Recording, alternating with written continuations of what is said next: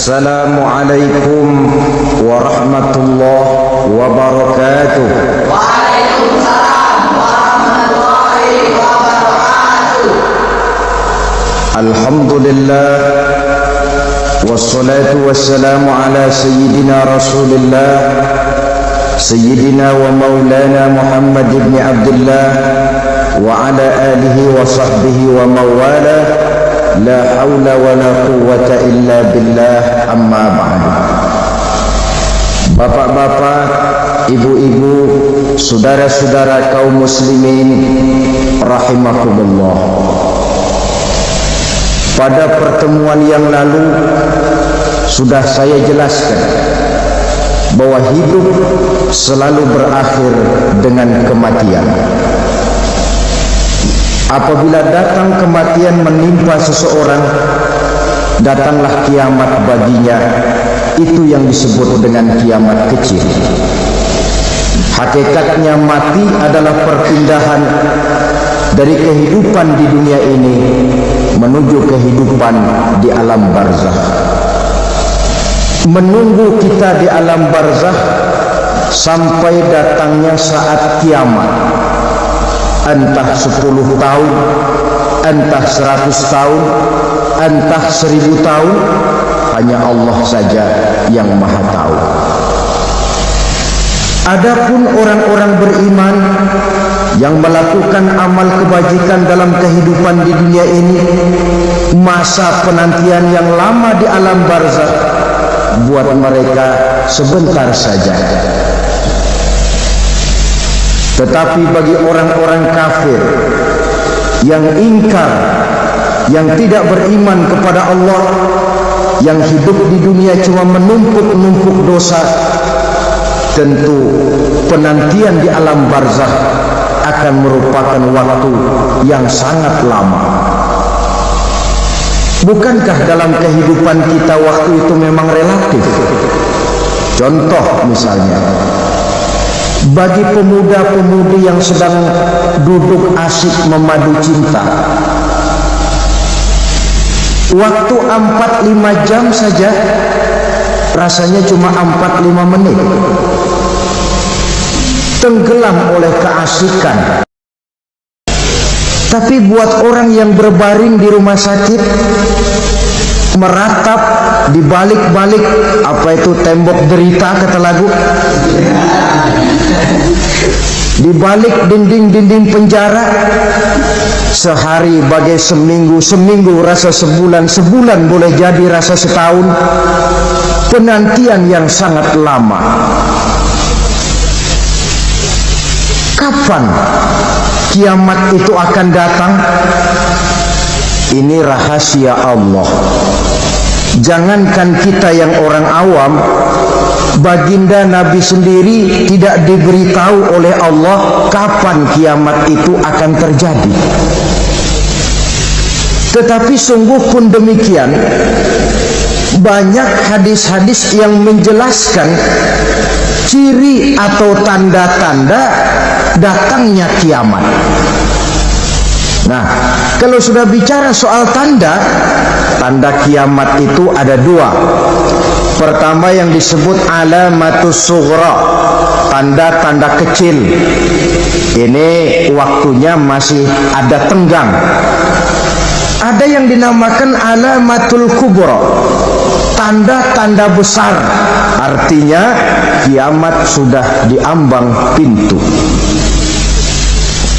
Apa tanda-tanda kecil dari datangnya hari kiamat itu? Misalnya kata Nabi, apabila ilmu sudah diangkat oleh Allah, artinya apabila ulama sudah banyak wafat, minat orang belajar agama berkurang, lalu kebodohan nampak merajalela di mana-mana, zina dikerjakan secara terbuka, minuman-minuman keras jadi kebanggaan. Itu termasuk di antara tanda-tanda kecil terjadinya hari kiamat. Apalagi misalnya iza waladatil ammatu rabbataha, apabila budak sudah melahirkan tuan. Apa maksudnya? Ada yang mentafsirkan apabila anak sudah bisa membudaki orang tuanya. Orang tua yang melahirkan dia, yang membesarkan dia, demi setelah si anak besar jadi orang berpangkat, bertitel, berharta, berkedudukan, jadilah orang tua itu budaknya. Sehingga sering dibilang kalau orang tua kaya, anak jadi raja. Tapi kalau anak yang kaya, orang tua sering jadi budak. Apalagi munculnya fitnah yang bergelombang, timbul perang antara dua bangsa yang besar, waktu berjalan terasa sangat pendek sekali. Itu merupakan tanda di antara tanda-tanda kiamat. Termasuk di dalamnya sulit membedakan mana laki, mana perempuan. Kan kalau tanda-tanda kayak begini sekarang sudah banyak kita lihat kan. Ulama banyak wafat, penggantinya sulit. Zina dikerjakan berterang-terangan, minuman keras jadi kebanggaan. Banyak anak membudaki orang tuanya, sulit membedakan mana laki, mana perempuan. Kadang-kadang dari belakang kita lihat perempuan bener, begitu kita colek nengok jenggotan.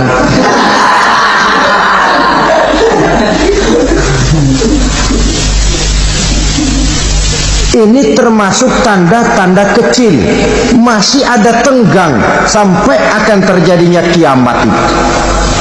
Nah, yang dimaksud dengan tanda-tanda besar, ini tanda besar artinya kiamat sudah di ambang pintu. Pertama, matahari terbit dari sebelah barat. Apabila matahari sudah terbit dari arah sebelah barat, tertutuplah sudah pintu taubat. Bersabda Nabi kita, la taqumus sa'atu hatta tatlu'a syamsu min maghribiha. Tidak akan datang hari kiamat sampai matahari terbit dari arah sebelah barat. Fa iza tala'at, manakala matahari telah terbit dari arah sebelah barat, wara'ahan nasu, manusia banyak menyaksikan itu, amanu ajma'un, mereka pun lalu beriman. Yang tadinya kafir, yang tadinya ingkar, yang tadinya membangkang, setelah melihat matahari terbit dari sebelah barat, buru-buru beriman, berlomba-lomba mengucap dua kalimat syahadat. Tapi apa yang terjadi? Kata Nabi, wadzalika hina la yanfa'u nafsan imanuha lam takun amanat min qabl. Hari itu adalah hari yang iman sudah tidak berguna lagi bagi seseorang apabila sebelumnya memang dia tidak pernah beriman. Au kasabat fi imaniha khaira, atau beriman tetapi tidak pernah melakukan kebajikan di dalam keimanannya itu. Hari yang sudah kasib, hari yang sudah terlambat, beriman tidak akan ada gunanya lagi. Ini pelajaran buat kita. Sebelum sang surya terbit dari sebelah barat, sebelum nafas sampai di tenggorokan, artinya pintu taubat masih terbuka. Kalau dua hal itu sudah terwujud, nafas sudah sampai di kerongkongan atau matahari sudah terbit dari arah sebelah barat, tertutuplah sudah pintu taubat. Tak ada lagi gunanya pangkat, jabatan, harta, bahkan beriman pun dalam suasana macam itu. Too late, kata orang Kulon. Sudah terlambat. Matahari terbit dari arah sebelah barat. Itu tanda besar, artinya kiamat sudah di ambang pintu. Lalu apalagi tanda besar? Munculnya Dajjal. Dajjal artinya pendusta-pendusta yang menyesatkan manusia. Ada dua macam Dajjal, saudara. Ada Dajjal kecil, ini Dajjal kelas teri. Kalau ini sejak zaman Rasulullah sudah ada itu. Tiap zaman ada. Di zaman Rasulullah misalnya ada yang bernama Aswad al-Unsi dari Yaman. Ada yang namanya Musailamah Al-Kazzab dari Yamamah. Ada yang namanya Ibnu Sayyad dari Madinah. Ini dajjal-dajjal di zaman Rasul. Musailamatul Kazzab memproklamirkan diri jadi nabi dia. Di zaman Rasul masih hidup. Ini dajjal zaman Nabi. Di zaman sahabat muncul dajjal-dajjal. Di zaman kita sekarang ini dajjal-dajjal pun gentayangan. Dajjal-dajjal kelas teri.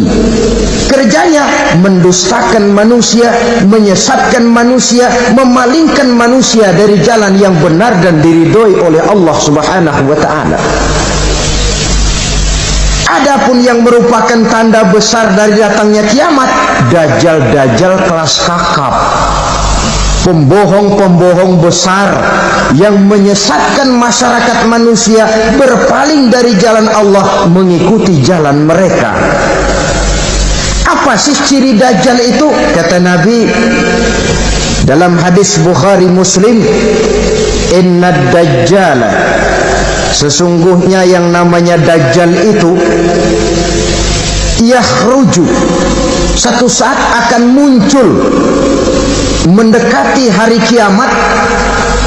Wa inna ma'ahu ma'an, si dajjal ini membawa air. Wa naran, dan juga membawa api. Dua simbol. Di tangan yang satu dia bawa air, di tangan yang satu dia bawa api. Wa ammal ladzi yarahu an-nasu ma'an fanarun. Adapun yang orang banyak lihat air, hakikatnya adalah api. Yang dilihat api, hakikatnya adalah air. Oleh sebab itu, kalau api yang ditawarkan, ambillah air. Kalau air yang ditawarkan, pilihlah api. Maksudnya apa ini? Ini bahasa simbol, saudara-saudara. Dajjal bicaranya seolah-olah untuk kepentingan manusia, menawarkan surga. Surga yang dia tawarkan hakikatnya neraka. Hai manusia, kalau kau mau bahagia, jangan dekat-dekat dengan agama. Sholat itu tidak efektif dan efisien, tidak produktif dari segi ekonomi itu. Menghadiri majelis taklim cuma buang-buang waktu. Tahajud, tasbih, tahlil, baca Quran, apa itu? Pekerjaan mubazir saja. Hidup ini cuma sekali, masa yang cuma sekali, manfaatkan dengan sebaik-baiknya. Mumpung. Dibawanya sifat mumpung, tetapi dalam pengertian yang sangat negatif. Bicaranya seolah-olah untuk kepentingan manusia, tetapi sebenarnya menjerumuskan manusia. Menawarkan air, tapi sebenarnya api. Menawarkan api, tapi hakikatnya air. Buat apa kamu sholat? Buat apa kamu bayar zakat? Buat apa kamu puasa? Surga yang dicanangkan dajjal, hakikatnya neraka.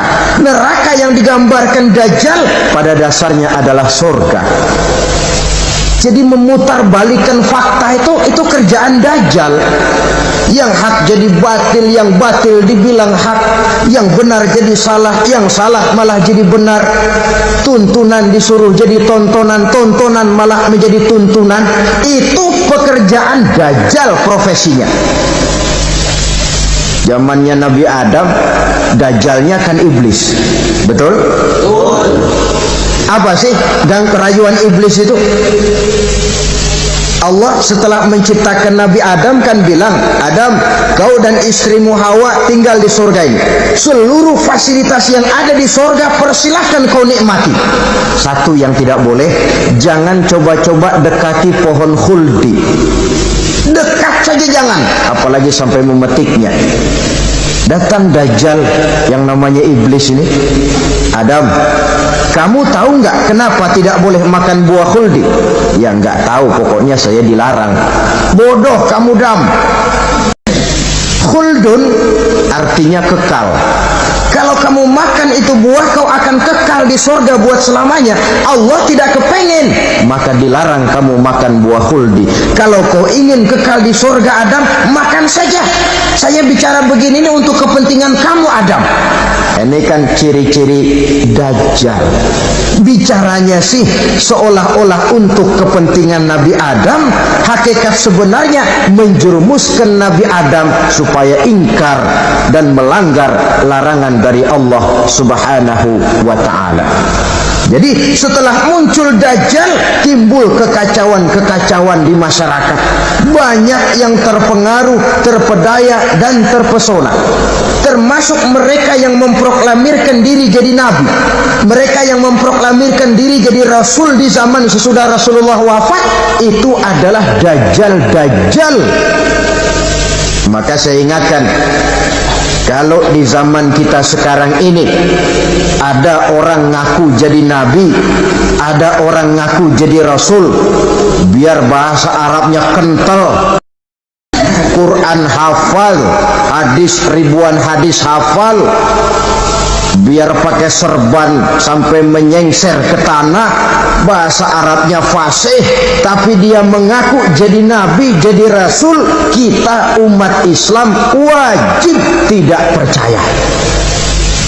Wajib untuk tidak percaya. Itulah Dajjal zaman kita sekarang ini. Tidak mustahil mereka datang mempengaruhi orang-orang awam supaya berpaling dari Rasulullah, mengikuti mereka. Nah, di akhir zaman nanti, mendekati hari kiamat, Dajjal ini muncul. Dajjal kelas kakap, menyesatkan masyarakat manusia untuk berpaling dari Islam, mengikuti seruan mereka.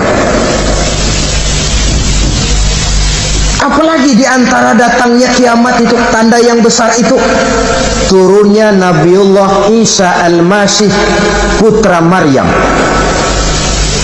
Menurut berbagai hadis yang sahih, Nabi Isa Al-Masih nanti akan turun lagi. Tidak membawa risalah yang baru, tapi meluruskan risalah Islam ini yang telah banyak ditinggalkan oleh masyarakat. Bahkan ada hadis menjelaskan beliau akan membunuh Nabi, mematahkan kayu-kayu salib, lalu melaksanakan haji dan umrah mengikuti syariat Nabi Muhammad, bukan membawa agama baru. Menjadi semacam mujaddid, reformer, menyelamatkan manusia dari bisikan Dajjal. Bahkan ada riwayat yang menjelaskan bahwa Nabi Isa berhasil mengalahkan Dajjal, mengembalikan masyarakat manusia kembali kepada ajaran Islam yang datang dari Allah, dibawa oleh Rasulullah sallallahu alaihi wasallam. Dengan kata lain, turunnya Nabi Isa bukan sebagai nabi dan rasul baru, tetapi mengikuti syariat Nabi kita Muhammad sallallahu alaihi wasallam. Saudara hadirin, ibu-ibu hadirat yang saya hormati, kemudian apalagi di antara tanda-tanda besar akan datangnya kiamat itu? Keluarnya asap atau awan. Kata Nabi, inna min asrati sa'ah dukhanan yamla'u ma bainal masyriqi wal maghrib. Di antara tanda-tanda kiamat, munculnya awan atau asap yang memenuhi antara langit dan bumi. Ini pun diperkuat dalam surah Ad-Dukhan ayat 10. Fartaqib yauma ta'tis sama' bidukhanin mubin fayughshan nas hadza azabun alim. Bagi orang-orang yang beriman, mereka biasa-biasa saja. Tapi bagi orang kufur, datangnya asap dan awan ini merupakan azab yang kelewat pedih. Barangkali sedikit mendekati gambaran tentang azab yang pedih ini, saya ingatkan alam pikiran kita kepada peristiwa yang belum lama terjadi. Pernah dengar berita bocornya reaktor nuklir di Chernobyl, Uni Soviet? Pernah dengar? Bocornya reaktor nuklir di Chernobyl yang mengakibatkan ratusan bahkan sangat mungkin ribuan nyawa. Cuma satu reaktor. Bagaimana kalau seluruh cadangan nuklir yang dimiliki oleh para negara adik kuasa ini diledakkan? Bahkan yang konon menurut catatan, cadangan nuklir yang dimiliki bersama oleh Amerika dan Rusia sekarang ini sudah sanggup memusnahkan 6 miliar manusia, 1,5 kali lebih banyak dari jumlah manusia yang nongkrong di permukaan bumi ini. Saudara-saudara hadirin yang saya hormati, lalu saat mendekati hari kiamat, apalagi tandanya? Setelah Nabi Isa wafat, pada saat turunnya yang kedua kali, lalu Allah meniupkan angin sejuk. Semua orang-orang beriman, orang-orang baik wafat, sehingga penghuni bumi ini cuma tinggal lagi terdiri dari orang-orang kafir. Tidak ada lagi di bumi ini yang bisa mengucapkan Allah. Sehingga dalam hadis qudsi itu ada keterangan, Innallaha azza wa jalla yaqulu li Israfil. Allah pernah pesan kepada malaikat Israfil. Kata Allah, Israfil, Iza sami'ta qailan yaqul Allah Allah fa akhirin nafah 40 sanatan ikraman liqailiha. Hai Israfil, apabila kau dengar di permukaan bumi masih banyak orang yang mengucapkan Allah Allah, maka tunda sangkakala kiamat itu 40 tahun. Untuk apa? Ikraman liqailiha, menghormati orang yang mengucapkan Allah Allah itu. Wah, jadi karena sekarang masih banyak yang mengucapkan Allah, besar hatilah kita, masih jauh kiamat itu. Tapi jangan lupa, kiamat pribadi, kiamat kecil itu yang gak kita sangka-sangka. Ajal datang mencabut nyawa, itu kiamat pribadi. Dan itu yang pasti kita hadapi. Dan itu yang membuat kita tidak boleh bersikap main-main di dalam kehidupan sekarang ini. Saudara hadirin yang saya hormati, tidak ada lagi orang-orang muslim. Seluruh penduduk dunia ini kafir. Lalu terciptalah struktur sosial yang berlandaskan prinsip hidup semau gue. Bakal terjadilah prinsip di mana yang kaya menyantap yang miskin, yang kuat menindas yang lemah.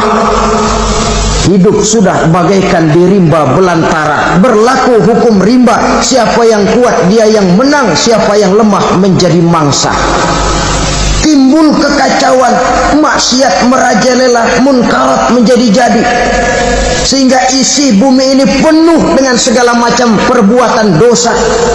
Tidak ada perlunya lagi alam diperpanjang temponya. Datang saat yang sudah dijanjikan oleh Allah Azza wa Jalla, maka terjadilah yang disebut kiamat kubra, kiamat besar, kiamat hancur-hancuran. Bagaimana kejadian ini dimulai? Dalam surah Az-Zumar ayat 68, Allah Subhanahu wa taala berfirman, "Wa nufikha fis-suri fasa'iqa man fis samawati wa man fil ardi illa man sya'allahu." Maka manakala ditiuplah sangkakala, terkejutlah seluruh yang ada di langit dan seluruh yang ada di bumi. Bila saat kiamat datang, Allah perintah malaikat Israfil, Israfil, tiup sangkakalamu. Ditiuplah sangkakala oleh malaikat Israfil. Yang akibat daripada tiupan itu, seluruh yang ada di langit, seluruh yang ada di permukaan bumi terkejut.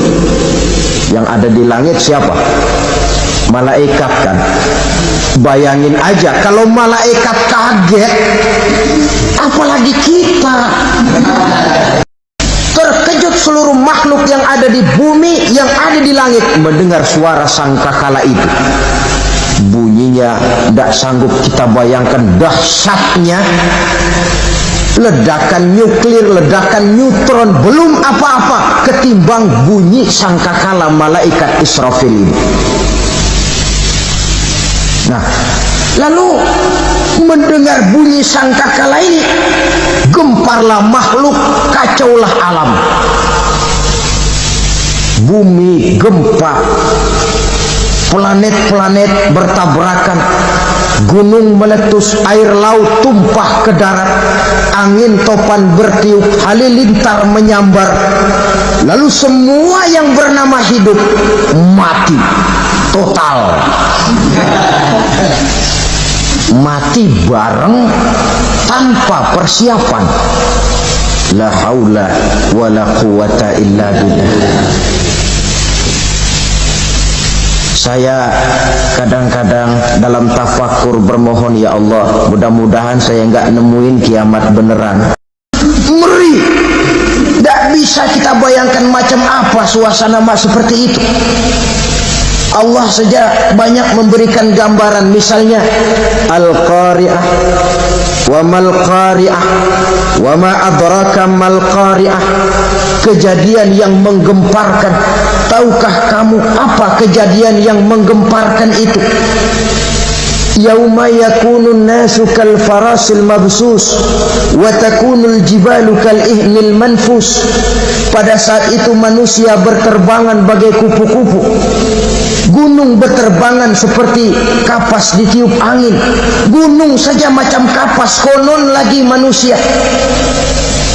Kematian total, mulai semut sampai gajah mati, jin mati, iblis mati, malaikat mati.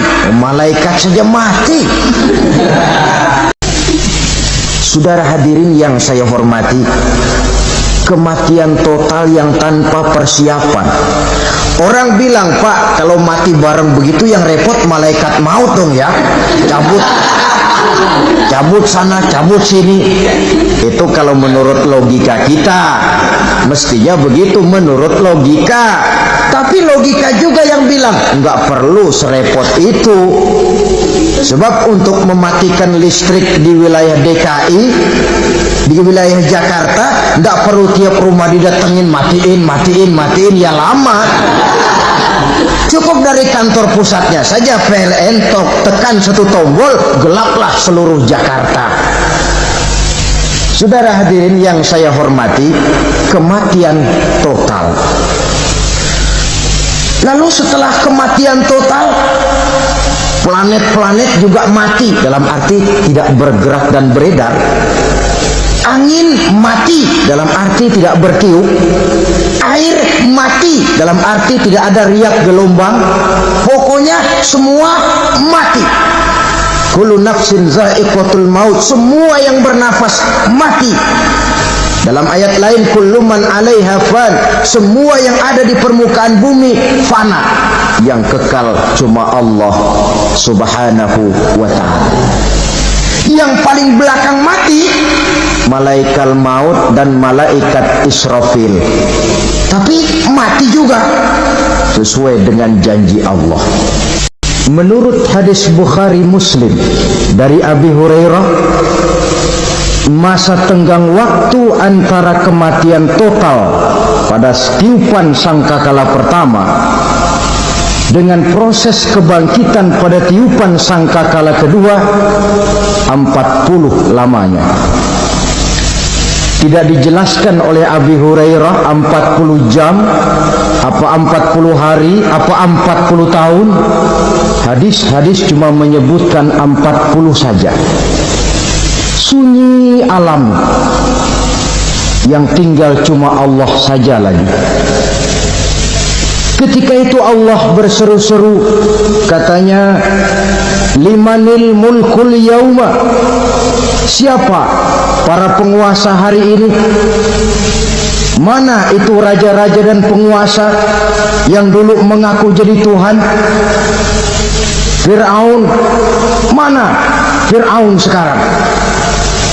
Yang dulu jadi raja, merasa berhasil, sombong, lalu tidak mau turun-turun dari kekuasaannya, sampai kepada puncak kekurang ajarannya mengangkat diri jadi Tuhan. Mana itu Fir'aun? Namrus, mana sekarang Namrus? La ilaha illa ana. Ternyata tidak ada Tuhan lain selain daripada aku, kata Allah. Proses kemudian, saudara-saudara, turunlah hujan dari langit. 40 lamanya hujan itu.